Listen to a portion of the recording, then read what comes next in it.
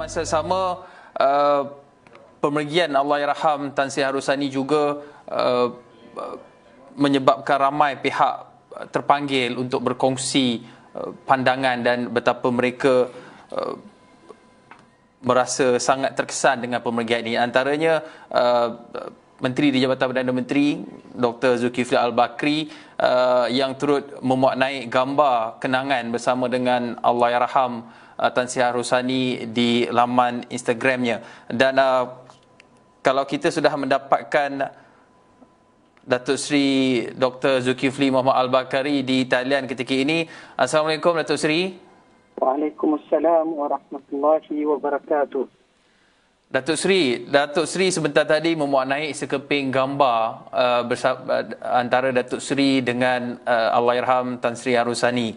Dan dalam ruangan caption itu menyatakan Datuk Seri sering jika ada kesempatan ke negeri Perak mesti akan berjumpa dengan Tan Sri Harusani.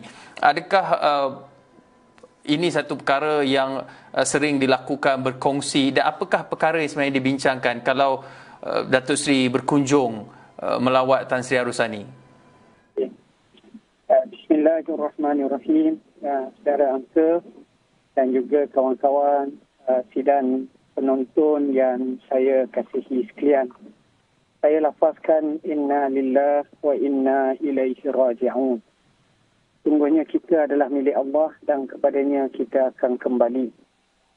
Sesungguhnya kematian para ulama ini adalah satu perkara yang amat kita rasa sedih dan kita rasa ini adalah perkara yang menjadi hal yang semua akan tersentak dan berduka cita. Maka benarlah kata Sayyidina Ali karramallahu wajhah, apabila matinya seorang alim, maka dipatahkan tombok kekuatan Islam dan tak mungkin dapat digantinya kecuali yang benar-benar layak.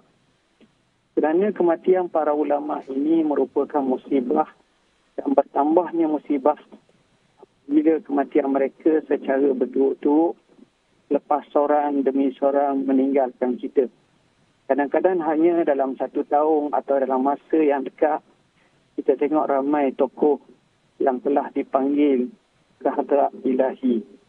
Lebih bahaya daripada itu apabila umat dari sudut maknawinya dengan perginya para ulama, mereka kekal dalam keadaan jahil dan sebahagian mengambil tempat ulama, memakai pakaian-pakaian ulama, menggunakan gelaran ulama tetapi tanpa disandarkan kepada ilmu, petunjuk dan kitab yang bercahaya.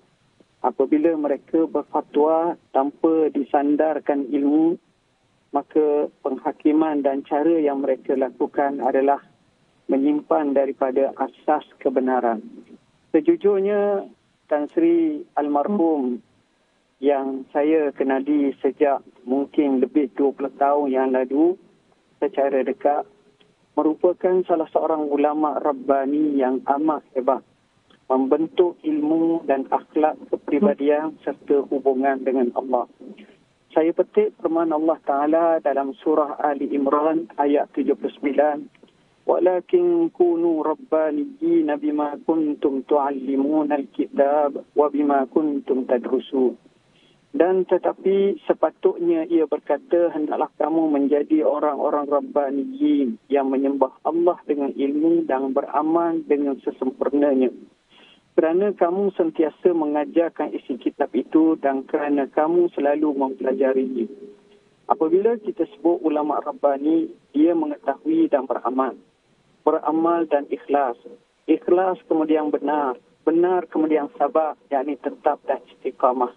Atas kebenaran mereka hidup dan atas kebenaran mereka sanggup mati. Kalau kita tengok pandangan Dr. Yusuf Al-Qaradawi dalam kitabnya Fi Wada' Al-Alam, tak syak lagi bahawa wujudnya para ulama yang amil, yang beramal menjadi guru dan pendakwah kepada ummah. Mereka adalah rahmat Allah dan nikmat kepada umat sejagat. Mereka menerangkan kebenaran, menolak kebatilan, menghilangkan syubhat, mentashihkan mafhum memimpin tangan manusia ke lapangan Tuhan, menyeru ke arah kebaikan, cegah ke arah daripada kemungkaran, berkata benar sekalipun pahit, tidak takut kepada celaan orang-orang yang mencela dan balasan orang-orang yang zalim. Benarlah firman Allah, allazina yuballighuna risalatillah wa yakhshawnahu wa la yakhshawna ahadan illallah wa kafa billahi hasiba. Para nabi dan mereka yang mengikut jejak langkahnya sentiasa menyampaikan syariat, hanya takut kepada Allah dan takut melanggar perintahnya, dan mereka tak takut kepada sesiapa pun kecuali Allah, dan cukuplah Allah menjadi penghitung. Kalaulah tanpa bintan di kalangan ulama, nescaya kejahilan menguasai kita semua dan ilmu akan sentiasa tidak berkembang. Kesesatan mengalahkan petunjuk. Ketika itu kegelapan kebatilan akan menuntut cahaya kebenaran dan tentera kebenaran menerima kekalahan ketika berhadapan sejumlah kejahatan. Apa yang berlaku kepada Tan Sri Harusani, saya menganggap apa yang Rasulullah sallallahu alaihi wasallam sabda, yahmilu hadzal ilma min kulli khalafin uduluhu yanfauna anhu tahrif al-ghalin wa intihal al-mubtilin wa ta'wil al-jahilin.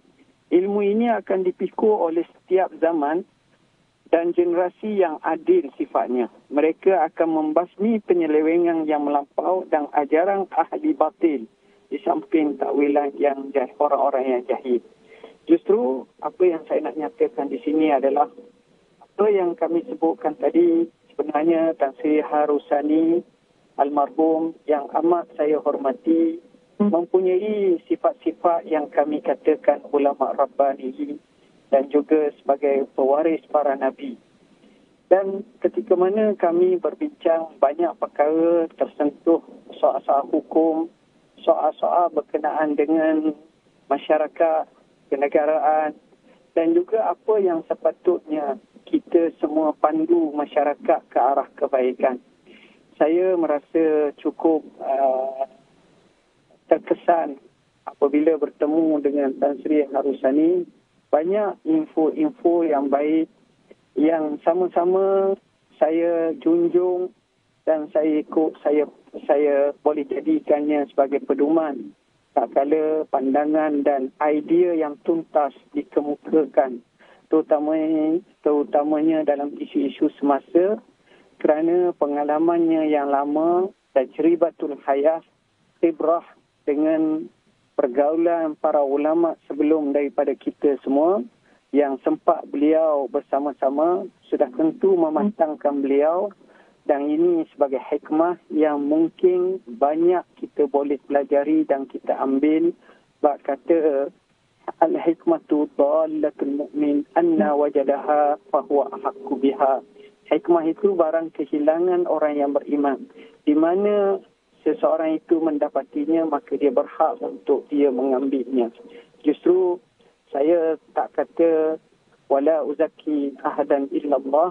Saya tidak puji seseorang semata-mata kecuali Allah, dan saya tak katalah kepada Tan Sri Harusani kecuali apa yang dia ajar kepada kita, menyatakan bahawa beliau seorang yang baik, seorang yang ikhlas, seorang yang sabar, seorang yang beramal, seorang yang berani mengatakan kebenaran walaupun sekalipun pahit, seorang yang mempunyai pemikiran yang tuntas, dan seorang yang banyak meraihkan situasi dan suasana serta maslahah.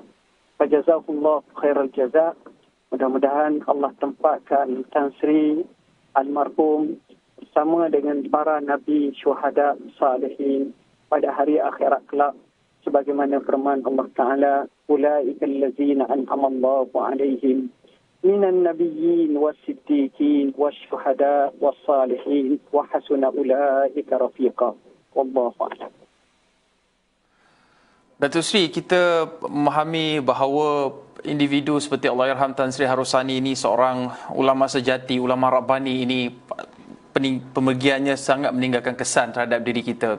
Lebih-lebih lagi apabila kita sebab maklum, tidak dinafikan kematian itu sudah pasti, tetapi hakikat kebenaran bahawa Allahyarham Tan Sri Harusani meninggalkan kita kerana wabak COVID-19 ini sangat memberikan kesan dan juga satu tamparan realiti sebenar keadaan kita ketika ini. Dan Datuk Seri Dr. juga pernah diuji dengan wabak COVID-19 ini. Bagaimana pentingnya ataupun kita boleh saling mengingati bagaimana golongan agamawan, ilmuwan di sana, di luar sana boleh memainkan peranan untuk terus memperingati, mengingatkan, menasihat masyarakat di luar sana bahawa wabak ini benar dan ia telah meragut nyawa seorang individu ulama Rabbani seperti Allahyarham Tan Sri Harusani. Saya sejujurnya menyatakan firman Allah Ta'ala wattaqu fitnatan la tusibanna allazina zalamu minkum khassah. Mafhumnya, takutlah kamu fitnah yang tidak terkena hanya kepada di kalangan orang zalim di kalangan kamu. Para ulama bila menafsirkan makna fitnah iaitu sebarang bentuk ujian yang Allah kenakan kepada satu-satu ummah atau manusia yang sifatnya bukan hanya dengan sebab orang itu salah, tapi bila terkena dia mengumumkan kepada keseluruhannya. Salah satunya adalah melalui ujian berkenaan dengan pandemik COVID-19 ini. Senaraian yang saya dapati dan maklumat sedikit yang saya dapati, memang ramai di kalangan ulama juga yang dikenakan ataupun terkena musibah COVID-19 dan ada yang meninggal dunia, termasuk di kalangan ulama di Jordan dan juga di tempat-tempat lain. Dan hari ini kita dengar Tan Sri, kita nyatakan bahawa masalah tentang penyakit COVID-19 ini bila mana dia datang, dia akan menambahkan lagi penyakit-penyakit yang lain yang memungkinkan seseorang sampai kepada tahap menerima kematian. Justru bila kita lihat di hadapan kita dan real fakta seperti itu, maka sewajarnya para ulama saling beringat-ingatan dan saling memberi pesan-pesanan kepada seluruh umat bahawa apa yang telah diputuskan oleh Muzakarah Fatwa Kebangsaan sebagai contoh, begitu juga apa yang telah kita dapati daripada pertanyaan kepada institusi fatwa dan badan fatwa dunia seperti Majma' Al-Fiqh Al-Islami, seperti Dar Iftah Al-Misriyah, seperti Syekhul Azhar sendiri melalui Majlis Syuyukh Al-Azhar yang telah menghantar surat kepada kami bila kami tanya, termasuklah Syekh Abdullah bin Bayyah, semuanya sekata dan senada bahawa isu pandemik COVID-19 ini adalah satu isu yang perlu ditangani dengan sebaik mungkin oleh umat Islam, di mana pandangan seperti pakar-pakar atau ahli ikhtisas, kalau tempat kita Kementerian Kesihatan Malaysia, begitu juga dengan mereka yang berkeahlian tinggi dalam hal seperti ini dengan pengetahuan yang mendalam.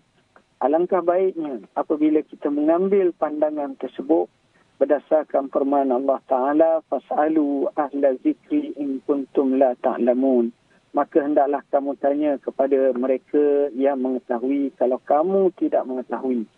Justru saya nasihatkan pada diri saya dan juga kepada seluruh rakyat mengambil iktibar daripada apa yang berlaku dan kematian demi kematian yang kita tahu dari sehari ke sehari. Begitu juga peningkatan kes menginsafkan kita, menjadikan kita benar-benar menghayati dan benar-benar memahami apa yang situasi berlaku sekarang ini. Apa yang diusahakan oleh kerajaan Malaysia melalui KKM, melalui MKN, sebenarnya adalah semata-mata untuk memaslahatkan rakyat dengan keselamatan yang baik. Sebarang tindakan-tindakan termasuk dalam khusus keagamaan berdasarkan kepada maslahat dan maqasid syariah. Kerana kita berpegang dengan apa yang dinyatakan tasarruful imam ala ra'iyati manutum bil maslahah. Sebarang tindakan pemerintah terhadap rakyat mesti diikat dengan maslahah. Justru sekali lagi saya menginsafi dan mengajak kita semua sama-sama menjaga SOP, sama-sama bervaksin apabila sampai masa dan kita diminta untuk bervaksin. Tujuannya tak lain tak bukan kita lindung diri kita, saat yang sama kita lindung orang-orang yang lain juga, rakan taulang, bahkan keluarga yang akrab dengan kita. Datuk Seri, hakikat bahawa pemergian Allahyarham Tan Sri Dr. Harusani Zakariah yang disahkan positif COVID-19 ini satu perkara yang fakta yang tidak dapat kita nafikan bahawa wabak itu benar, tetapi dalam masa sama juga peranan ilmuwan dan juga agamawan untuk menjelaskan dari sudut agama berkenaan dengan wabak ini, berkenaan dengan usaha untuk kita melindungi diri juga penting, dan peranan agama itu tidak dapat kita nafikan memainkan peranan ataupun sedikit sebanyak membantu membentuk sebuah masyarakat. Tetapi dalam masa sama kalau kita lihat sepanjang Allahyarham Tan Sri Harusani berkhidmat, beliau telah menjawab pelbagai jawatan daripada sebagai kadi di Jabatan Agama Pulau Pinang, kemudian sebagai mufti Perak, sejarah yang cukup panjang, tetapi lebih 3 dekad itu pelbagai sumbangan yang telah diberikan. Bagaimana Datuk Seri melihat perkembangan Islam di negara kita ini sepanjang lebih 3 dekad dengan mengambil kira peranan signifikan peranan Allahyarham sejak 1985 sehingga kini? Saya sebenarnya mengakui peranan yang dimainkan oleh Tan Sri almarhum, dan 3 dekad bukanlah satu masa yang pendek. Lama mereka telah bersama dalam arena kefatwaan dan ilmu Islam ini. Buah fikiran beliau juga membentuk beberapa cadangan-cadangan yang baik yang diterima pakai. Bahkan kalau kita lihat dalam situasi fatwa di Malaysia yang adanya muzakarah yang dibincangkan pelbagai isu, pandangan-pandangan Tan Sri dan juga sebahagian para mufti begitu tuntas yang banyak memandu kerajaan dalam membuat satu-satu hukum. Sebagai contoh, tahun lepas sahaja kita buat kali pertama dalam sejarah membincangkan dan mengadakan mesyuarat fatwa lebih daripada 11 kali. 11 kali. Biasanya 2 kali atau 3 kali setahun. Paling banyak 4. Ini menunjukkan bahawa kerajaan akan mengambil pandangan daripada para mufti, para ulama cendekiawan, dan akan mengikut pandangan-pandangan yang tuntas seperti itu. Bahkan saya sendiri telah membentangkan dalam mesyuarat kabinet beberapa kali pandangan-pandangan yang diterima pakai oleh kerajaan Malaysia. Jadi peranan yang dimainkan oleh Tan Sri, oleh Ashabus Samahah, para mufti, oleh agamawan ini tidak syak lagi, amat membantu dan amat menyokong apa yang akan diambil sebagai satu pedoman oleh pihak kerajaan dari semasa ke semasa. Jadinya, bila mana kita melihat oleh kerana Tan Sri cukup berpengalaman dan lama, sudah barang tentu banyak idea-idea, buah fikiran yang kita terima dan kita ambil, juga pandangan-pandangan serta pendapat-pendapat yang tuntas dan baik yang memungkinkan kita mengemukakan solusi atau jawapan serta mengambil tindakan dalam apa-apa yang kita lakukan dari semasa ke semasa. Saya menyatakan bahawa apa yang diusahakan serta apa yang dilakukan oleh Tan Sri amat-amat baik, dan saya amat-amat menghargai mewakili kerajaan Malaysia di bawah kementerian saya, Jabatan Perdana Menteri Hal Ehwal Agama, kami merakamkan ucapan takziah secara langsung dan merasa amat duka cita atas pemergian almarhum. Semoga sebuah ketabahanlah yang menghiasi keluarga almarhum, bahkan kepada ummah sekaliannya, kerana pemergian yang kita tak sangka begitu pantas dengan apa yang kita dengar pada hari ini. Datuk Seri, kita mengenali Allahyarham sebagai seorang yang banyak menyuarakan pendapat dan juga dalam masa sama peranannya sebagai ulama itu banyak meredakan ketegangan, terutama yang melibatkan isu-isu sensitif. Pada pandangan ataupun pendapat Tan Sri, bagaimana keupayaan ulama seperti Allahyarham ini perlu ada dalam ilmuan agama, terutama dalam menguruskan pertembungan ideologi yang mungkin boleh menimbulkan kekhawatiran dalam kalangan masyarakat Islam? Ya, yang pertama sekali, apa yang kita sedang bentuk sekarang ini dengan memperkasakan Jawatankuasa Fatwa Kebangsaan, juga kepada agamawan, para mufti, yang kita sentiasa mengambil berat dan prihatin pandangan-pandangan mereka, buah fikiran mereka. Dan Alhamdulillah, sebagaimana yang saya nyatakan, hadis Nabi menyebut, La tazalu ta'ifatum min ummati zahirina alal haq. Sentiasalah umatku ini akan ada satu puak yang mana ia sentiasa menzahirkan kebenaran. Jadinya inilah Islam yang sifatnya selepas daripada satu generasi akan datang generasi yang lain. Mungkin suasana yang berbeza, keadaan yang berbeza, uslub yang berbeza, tetapi matlamatnya tetap sama. Dia akan mengikut yang dipedomankan oleh manhaj Rabbani, mengikut Hadiyun Nabawi, mengikut Kitabullah dan mengikut apa yang sepatutnya dilakukan oleh ummah sejagat. Jadi saya menganggap apa yang ditinggalkan oleh Tan Sri juga merupakan satu tanggungjawab kepada kita semua untuk sama-sama menzahirkan kebenaran dan menyampaikannya dengan penuh hikmah dan kebijaksanaan. Di samping kita sentiasa bertaut dan bekerjasama supaya para ulama dalam masalah-masalah yang hakiki dan besar bersifat satu nada dan senada. Sebagaimana kaedah menyebut, nata'awanu fi mattafaqna alaih wa yahzuru ba'duna fi makhtalafna fih. Perkara yang menjadi sepakat hendaklah kita bersatu padu. Perkara yang menjadi khilaf, kecil-kecilan masalah cabangan, maka bolehlah kita menguzurkan. Maknanya masing-masing dengan pandangan-pandangan seperti mazhab Maliki, mazhab Syafi'i, mazhab Hanafi, mazhab Hanbali, maka semuanya untuk ijtihad menuju kepada Allah, iaitu diizinkan. Tetapi masalah asas seperti ajaran yang sesat menyeleweng, maka itu tidak boleh untuk kita bertelingkah antara satu sama lain.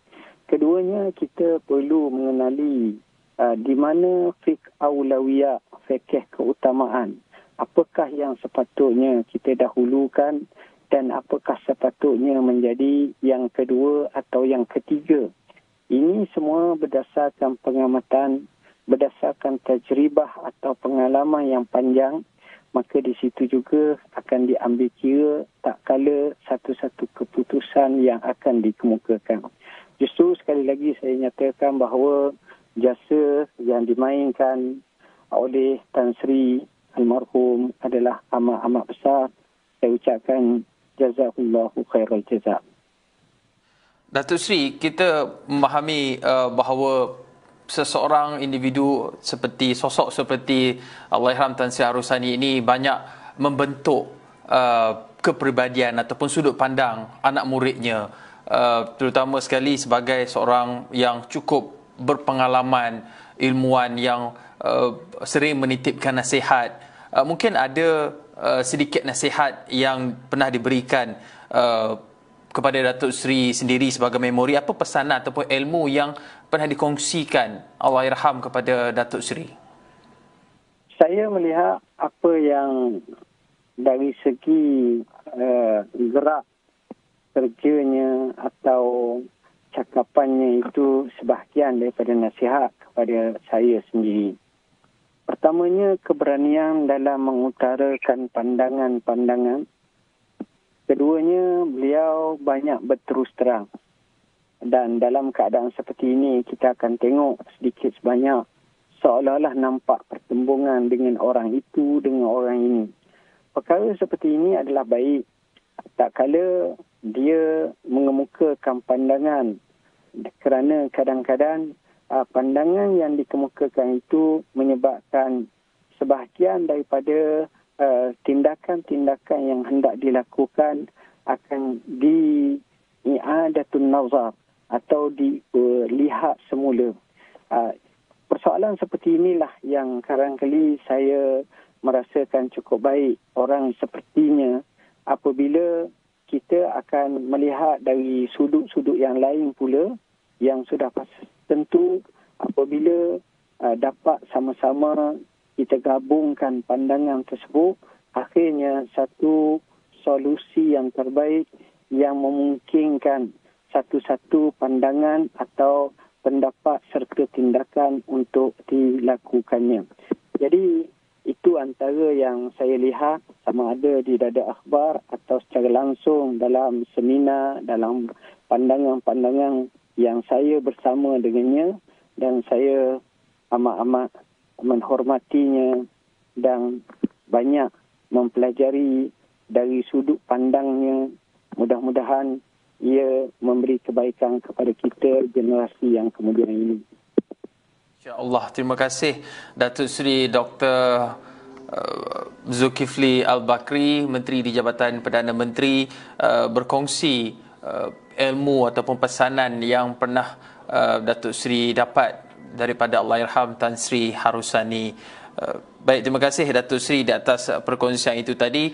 Kita akan berhenti rehat seketika, tapi untuk anda yang baru saja menonton kami, ini laporan yang baru saja kami terima mengenai pemergian Mufti Perak Tan Sri Harusani Zakaria yang dilaporkan menghembuskan nafas terakhir di unit rawat terapi ICU Hospital Raja Permaisuri Bainon, Ipoh petang tadi. Dan kenyataan itu ataupun perkara itu dimaklumkan melalui satu muat naik di laman Facebook kira-kira jam 3.04 petang tadi. Dan kita akan berhenti rehat seketika, kembali selepas ini.